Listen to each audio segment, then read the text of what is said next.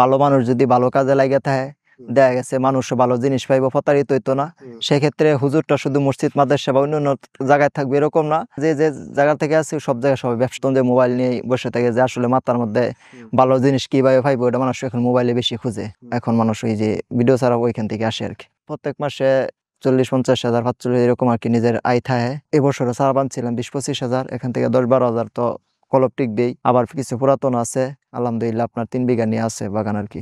এ চারা করি, অনেকে চারা নেয় এই এলাকায়, বহু মানুষ এত চারা করো, চারা যাই কই কেডা নিব, কোথা নিব। কিন্তু এখন তো দেখে যে মানুষ এসে নেয় বা দূর দূর যাইতেছে অনলাইন করতে, তখন তো মানুষ আর কেউ কোনো কমপ্লেন নেই যে না চারা যতই হোক চারা তো যাইতে আছে। প্রথম তো 500 চারা করছিলাম, পরে বসে 1000, তেমন তো মোটামুটি জায়গা না হইলেও 3 বিঘার উপরে করছি চারা।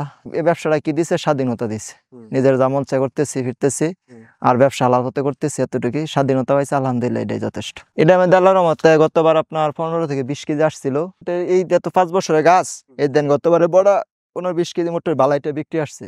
গতবার পাইকারি দামও ভালো গেছে, 120 টাকা কেজি পাইকারি নিচ্ছে। তো সেক্ষেত্রে এই গাছটা প্রায় 2000 টাকা কাছাকাছি বেচা কিনে আসছে। শুরু তাই সাথে কাজের লেবার রাখছি না, এখন তো মনে করি মোটামুটি সব কাজ লেবার দিয়ে করাই। ওই সময় আমার সাথে আমার ওয়াইফ খুব সাপোর্ট দিচ্ছে, উনি সাথে প্যাকেট ভরা সারাচুরা করা সবকিছু করছে। কোনো কিছু করুক এলা আপনার যে ফার্ম ফজের যাই কিছু করুক, যদি নিজের সময় না দেয় সফল হইতে পারতো না। ওই যে আমার শ্বশুর বলছিল যে জামাই আসলে যে মাডিয়াতে ভাই সারাচুরা করে কি দিন যাইবো, আবার পুনরায় চাকরিতে যাওয়ার জন্য।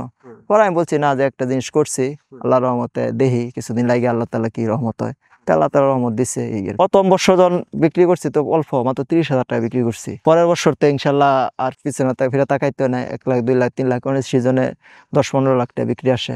পাশাপাশি আমরা শুধু এটা না, আরেকটা জিনিস আমি মানুষকে দেখে দিয়েছি যে পেঁপের চারা 1 নাম্বার পেঁপের চারা আছে একটা, ওইটা আবার এই যে ডাল সিজনে বিক্রি করি, ওইটা যায় টপ রেটে পেঁপে, যেটা ওইটা আলহামদুলিল্লাহ চলে যায়। দুইটা মিলায়া আমার যথেষ্ট আলহামদুলিল্লাহ দিন ভালো যাইতেছে। তো লটকনটা আসলে উনারা বহু আগ থেকে করতেছে, উনাদের এলাকায় খুব বেশি, এজন্য নুরসিদ্দির নাম, যে এলাকায় যেটা আছে এটা নামই বেশি।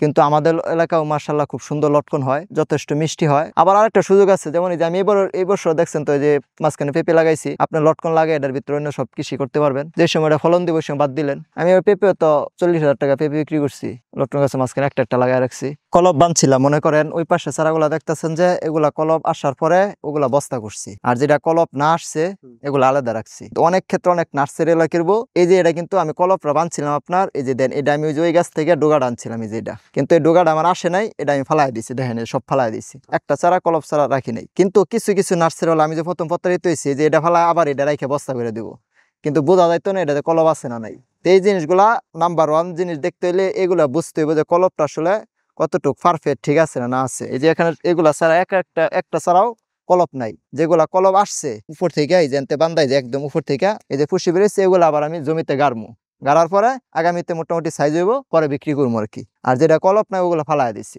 আর যা তো ভালো, সৎভাবে ব্যবসা করার একটু কঠিন হয়ে যায়। কঠিন কিসের জন্য হয়, মনে করেন আমার চারা রেট একটু বেশি।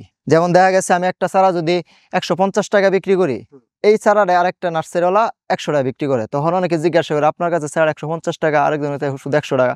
তখন ওই যে তফাৎটা বুঝাইলাম, আপনার যখন 100 চারা দিব, আমি 100 চারার মধ্যে একটা চারা কলপ ছাড়া দিব না, সব 1 নাম্বার চারা থাকবে। কারণ এই যে আমি শুরুতে বাছাই করে দিছি। আবার বহু নার্সারি আছে আপনার চারা কি করবো, বাছাই করতো না, কলপ আসা না আসা সব এক লগে দিয়ে দিব।